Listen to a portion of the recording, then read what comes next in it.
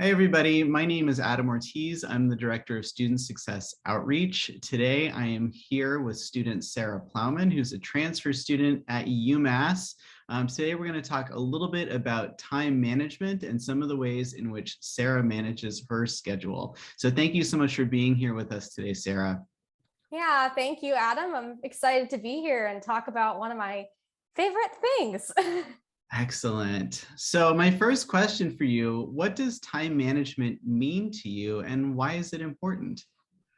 So for me, time management, ironically enough, means freedom. If I manage my time properly and stay organized, I can schedule my more fun activities with confidence. I know I'm on track with everything else. It's easier to schedule what I want to do when I already know what I need to do. If I have, meetings or things like that on Mondays, for example, but I don't have it on Wednesdays, I know I can maybe add something fun into my day on Wednesday. And especially when you have like spontaneous things happen, whether it's, plans, travel, things even like illness or emergencies, you already have an idea of where you're at with your work, where you're at with the things that you need to do so that you can know, okay, well, I have this and this and this. I'll contact, this person about this thing and this person about this thing and get everything straightened out a lot easier.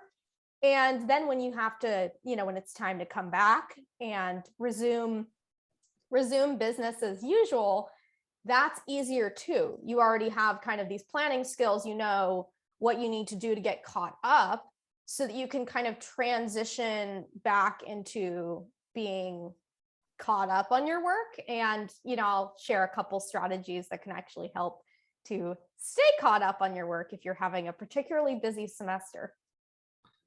Thank you for that. And I think what you shared about having some additional sort of like wiggle room or free time with intentionality resonates a lot with what I've experienced in the past couple of years in becoming more structured with my time. Like if you know that you have specific time periods that you can set aside to relax or play or have fun or whatever, I think you can experience that with a lot more ease. Cool. So what tools or strategies do you consider your time management essentials? Okay, well, I've got a lot of those. My first one obviously would be planners. I love my planners. I've done digital, I've done paper, I've done kind of a mix of the two. It's different every semester with how I do my planners, and sometimes I have more than one. Like the past 2 semesters, I started experimenting with paper. You know how it is when you're staring at a computer for too long.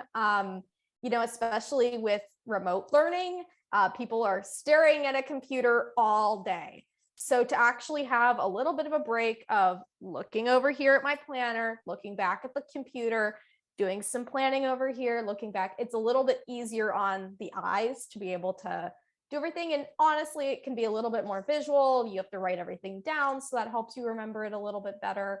But currently I'm working with 2 planners. So I have one planner that's strictly school. It's one of those really, really big ones. So it has plenty of room on each day to write down, I'm taking 5 classes. So I write down the name of each class and then what needs to be done for each one. And then I have another planner that's strictly fun stuff and meetings. So anything other than my lectures that I need to attend go in there. If I do ballroom dance. So if I have dance class that night, I write down that I have dance class that night. I know I don't have anything else during that time. Or maybe I know I have an office hour or a writing center appointment, and that's kind of where I keep those things. Now, I've also done, digital planning, and that's been really cool because you can access it from anywhere. You don't have to worry about carrying a literal planner with you or remembering to write something down in that planner later. And that I got that tip from Sid's vids on YouTube, actually. She had some really great tips for organization that I learned about, I think, in my second year of college, and they really helped. Basically, what I did was I made like a Google Doc with all of my work in it. And that's easy to use if you're doing something called cushion work or cushion planning, which I've done in previous semesters when things are really hectic or I'm taking a very difficult class. Like I took molecular and cellular biology one semester, so I felt that I needed to do it. But what cushion work is basically you work 1 week ahead of your planned class material. So I usually, if I'm doing cushion work, I'm either starting it when there's a break or I'm starting it before school. So if school starts the week of August 25, I'm starting school the week before.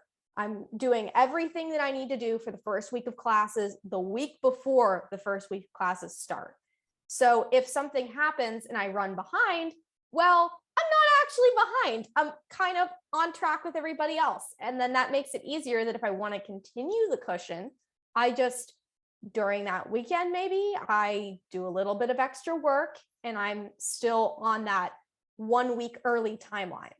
And I'm saying that the digital planner works easier for that because there is a lot to write down when you're doing cushion work and a lot to keep track of, okay, what things in here are cushion work and what things in here are for this week. So with that, I was doing color coding. I would do like blue for my cushion and green for stuff that's this week, yellow for things that are due but haven't been turned in yet or maybe need to be looked over one more time. So I kind of had like a color-coded Google Doc there. Something else that's also been helpful that SIDS Vids also recommended was called a syllabus summary.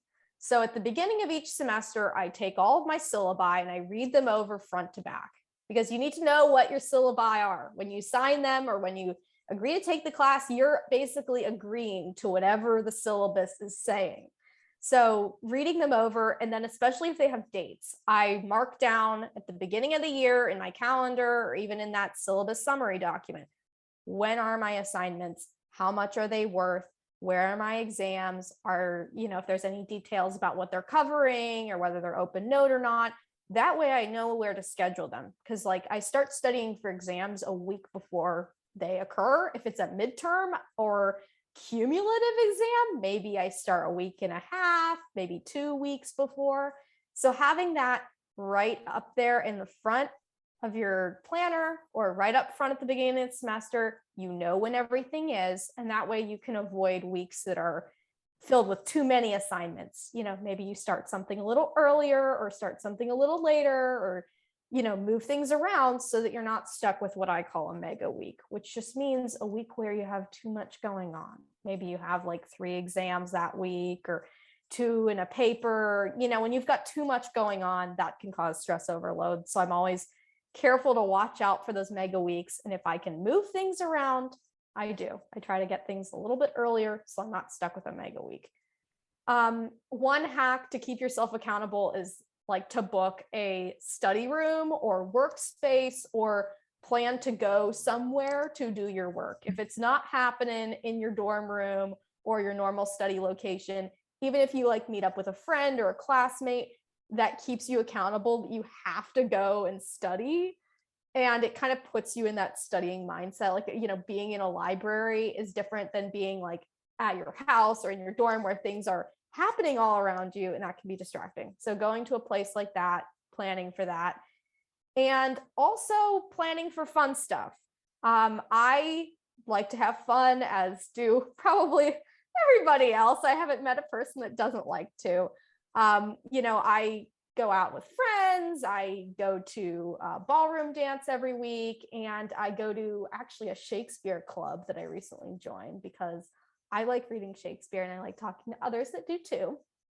So what I do is I put those events in my planner. I know when they are, and I plan my school kind of in tandem with that. Like if I know that I'm going to ballroom on Saturday night for social, I know that I have to spend part of that time during the day to work on schoolwork. Maybe I have an essay that I need to write that I need to work on during the day, or readings I need to do.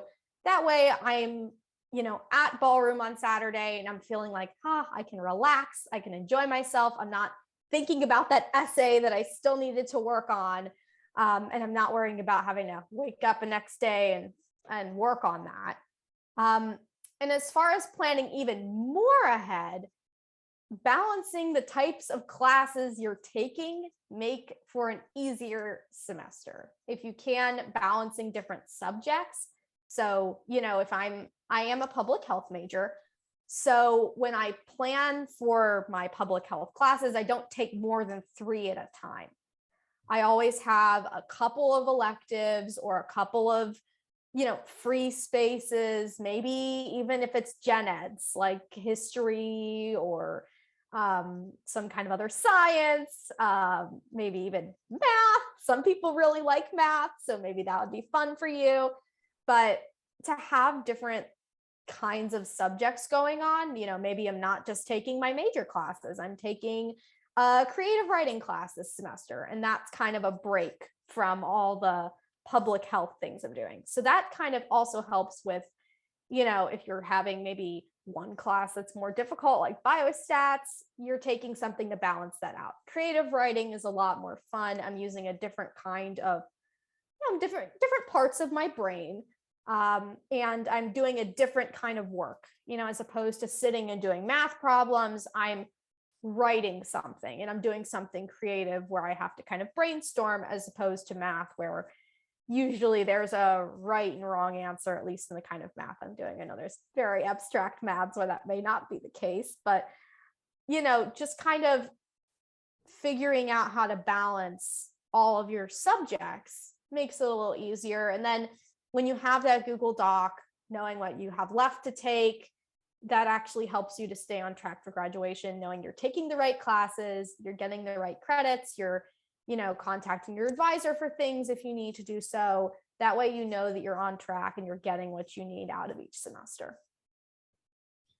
Thank you so much for sharing all of that. I feel like there was so much helpful information in each of the things that you mentioned. And I think big picture too, what I heard from a lot of what you were saying is that there are different tools, different strategies, different ways of approaching time management, organization, et cetera, that might speak to specific people. And so one example that came to mind while you were talking was that when I was in graduate school, I decided that I was going to become very intentional with my time. And so I bought a really expensive planner that was a paper planner. And after 2 days, it ended up just in the back of a drawer somewhere, and I never touched it again. And since then, I have tried numerous times to use paper planners, and it is just not for me.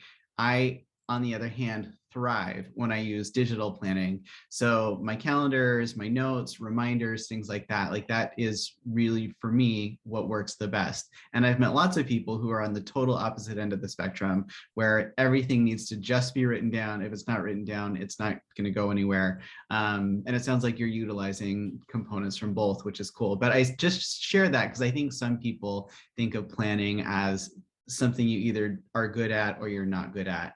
And I think what you're saying, and I think my experience has been too, that really so much of the process is finding what works best for Right. Right. It's a trial and error, which is why I try something different each semester. Each semester in college, it moves a lot quicker than it did in high school. You're taking a lot of different classes. They're only usually, unless they're two-parter, 1 semester long. You have different professors that do things differently. They schedule their classes differently. You might have different loads of certain kinds of assignments. Like one semester I had just a whole bunch of projects, and this semester I've just got a lot of essays. So when you have differences like that every single semester, it really is about trying to figure out, okay, what's working, what's not working. And that is where you reassess. You take times in the semester, you look at your grades, you look at where you want to be with school, how well you're understanding the material, how well your time management is going. And if you need to change it, do so. If cushion work is too much for you, you can stop and take a breather and not do it that semester. I certainly don't do it every semester.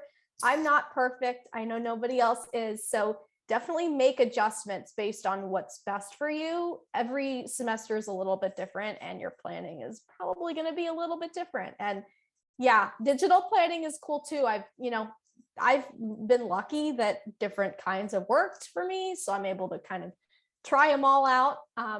But yeah, it's a lot of trial and error, and I find it fun. I think it's fun too. Thank you. I totally agree with all of that. So to be really tangible and specific, are you able to give us a snapshot of like any given day while navigating school? What does planning look like for you? So, if I'm doing cushion work, I start on Sunday. Sunday is when I update my Google Doc with the week's cushion work, and I get started from there. But on any given day, I wake up and get ready for the day and fill out my planner. All the work that needs done for every class. I check my other planners to see if I have appointments or office hours. Maybe I have dance that night, and I look at my calendar view too. I check, okay, do I have an exam or essay or something next week that I need to start for this week? I look at my work location for the day, or whether I need to run any errands. So usually I'm here at my desk, and I'm not going out anywhere, but sometimes I'll go to the library. I have a workspace that I go to. If I'm feeling like I need a little extra bit of motivation, sometimes I'll go down to the coffee shop, and work there for a while, maybe, going to the student center or the library or wherever space you like to go to. You kind of have an idea of where you're working for that day, or at least what kind of aesthetic or mood you even want to put yourself in. If I'm doing certain kinds of assignments, I look at, okay, maybe what music am I going to listen to during those? I know they have lots of different ones on YouTube or Spotify, different aesthetics for, maybe it's Harry Potter's library, or maybe Sherlock's house, or, whatever you're feeling that day, to be able to kind of put yourself in the zone of studying and getting your work done. Maybe it's complete silence you need, so you go to the silent part of the library. So when you're looking at, okay, this is the work I need to do, that's where you can also plan after that. Okay, where am I going to go and do that? How is that going to help me to be the most productive I can be while I'm doing my work? I also, of course, I'm looking at my fun events planner. Sometimes if I find that I have extra time that night, or sometime that day, maybe I will just look up events near me and I'll pick one to go to. That's the fun of time management. When you have things planned, you can be more spontaneous. You can find new things to do. I actually start, on Sunday right along with cushion work day. I look up events near me this week and I write down any tentative events that I think I'm going to. Maybe you think you're going on a trip in 2 weeks. I would write that down as tentative and plan that as if it's happening, so that when that comes up, if it isn't happening, well, guess what? I've already over prepared. I can just relax and chill. And if it does happen, you're prepared for it. You know that that's happening. You've got all your work done beforehand, and you can spend your time relaxing on that trip. So whatever those fun events are, I look at those as well. And when I'm working, I balance out different kinds of assignments. Depending on what your schedule is, this is looking a little bit different for everybody. Maybe your classes are more equally spread out. Like maybe you have like 3 Monday, Tuesday, Wednesday, and 2 Tuesday, Thursday. Some people have classes only on certain days of the week, or there's days of the week where they don't have any classes. What I try to do is balance out the different types of assignments and the different subjects of those assignments. So if I have a lecture for creative writing to do, I do a Latin Quizlet after that. Then maybe I do a lunch break, then work on a Shakespeare paper. Then maybe take another 30-minute break and do biostats homework. I vary the types of work I do and the subject that I'm working on, so that I am balancing out. I'm using different parts of my brain. I'm not exhausting one part by working on something straight for several hours. That way I'm kind of feeling like I'm doing something different. Maybe I feel like I got a little bit more of a break, even though maybe I didn't exactly take a break. I just switched from math to English. So that kind of helps, with everyday stuff. And of course, it's very satisfying to check off or delete things in your planner. You want to do that as you complete something. You can cross it off, and that gives you the satisfaction.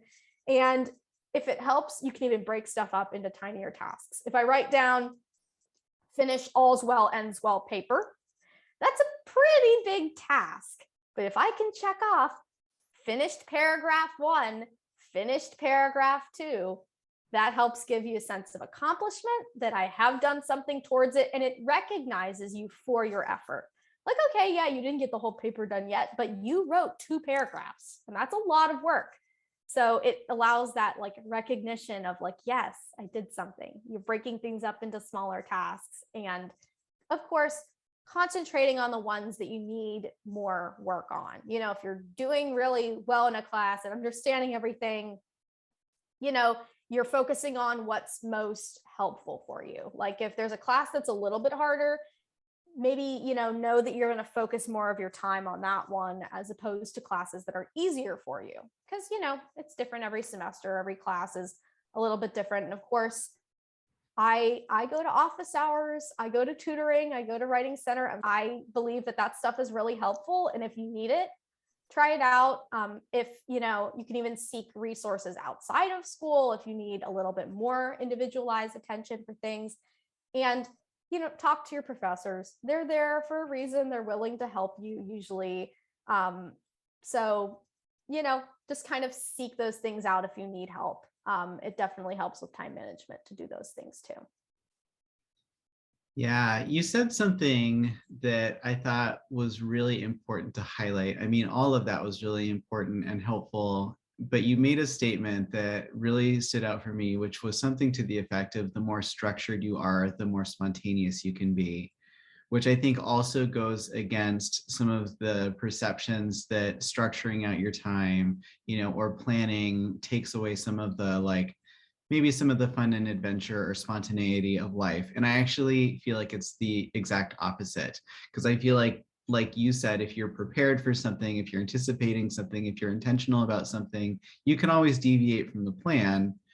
And that in some ways gives you more freedom, more flexibility to do the things that are really meaningful to you, as opposed to doing what you need to do just out of necessity when there are a million things up against you at any given time, if that makes sense. Yeah. I mean, and I don't always like block out my work. Like I know I'm going to do biostats first, and then I'm going to do this, and then I'm going to do that. I don't always block it out. I literally set a time and I just know, okay, this is my time today to do my work. And it's up to you to decide, okay, do I want to, sort by most important? Do I want to do the most difficult task first? Do I want to do the easiest task first? And maybe, maybe I break my day up a little bit. When I said the comment about errands, I break up the day with errands sometimes. I don't know. I have fun shopping for food. So, if it's enjoyable for me to do some work for a while and go to the grocery store and come back and do some more. There's a lot of different ways that you can break up your day and make it spontaneous if you like more of that flexibility. I don't necessarily do myself, I don't necessarily plan out every single second of the day right now. I have done that before. I know in high school, I was very big on block scheduling. It's very structured. I knew when my breaks were, I knew when I would eat lunch every day. I knew when I had after school activities, everything was kind of scheduled to a T. But if you're not like that, it doesn't have to be like that. You can make it as structured or as spontaneous as you want. But the fact that you're planning, you have that peace of mind actually can help you to enjoy more spontaneous things. If you have like a spontaneous trip or all of a sudden an events come up, you're not stressing out about, oh, I can't go, I need to finish this work. Well, maybe you've already done it because of your planning. And that opens up that space for you. Yeah. What is one piece of guidance that you'd give to a student looking to improve their planning and or time management skills? Well, a lot of it is what I've already said. The key is balance. Don't go into it saying, I've got to shun all fun. I can't do anything. You have to make time for self-care. You have to take care of yourself. If you go into it way too much, you can run yourself down, you get sick, and that's no fun to be exhausted and sick. That completely defeats the purpose of being able to be more spontaneous and being able to do things that are fun to you, because you can't do them if you've worked yourself down to the point where you have to take a break and it's forced, and that's no fun. So, balance, taking breaks, mixing things up, maybe doing errands in between, and if you can, multitasking, if you're doing readings and stuff for school, okay, well then, you know what? I'll run laundry at the same time, and there's two things that are getting done at once. Sometimes having things kind of automate while you're doing one thing and that washer and dryer are doing another makes stuff a little bit easier. And it takes time to form a habit. Some people say 30 days, some people say more. So just be patient with yourself. Nobody's perfect. I know I'm not. I've had to try many different things with planning to find out what works. So, take that time, honor yourself, know that something out there is going to work for you, and that it's just something you need to trial and error with. Don't try to do it all at once. There's a couple tips I shared that can help you keep you accountable. Meeting up with friends or scheduling to go certain places, or even booking events, because then there's your motivation right there. Oh, if I get this done, I get to go do this fun event. There you go. That's one example of something you can make it a little bit more fun. I know people have even put like gummy bears on their reading. I wouldn't suggest doing that necessarily, but like maybe a gummy bear after each paragraph to like motivate yourself to do the readings. The end goal here is being able to learn the material that you want to learn for school, and being able to enjoy life outside of school because you've already done learning. Excellent. Yeah, so much. I feel like, again, like you said, is the trial and the error, and not trying to do everything at once. I appreciated that as well, because I think, again, acknowledging that it isn't all or nothing, the right way or the wrong way, 100% or nothing. So much of it is figuring out what works for you, starting small, like you said earlier, reassessing, and not being afraid to continue experimenting. So Right. College is a lot about that. I've changed majors 4 or 5 times. That's taken a lot of experimenting for sure. So, it's a lot of it is about that. If you're finding that everything is really hard, well, then maybe that's a reassessment of your plans there. So, take those times to have that conversation with yourself, check in with yourself. excellent. Well, thank you so much, Sarah. We really appreciate your taking the time to talk to us today about all of this, and look forward to hearing about how your time management and planning systems continue to evolve. All right. Thank you.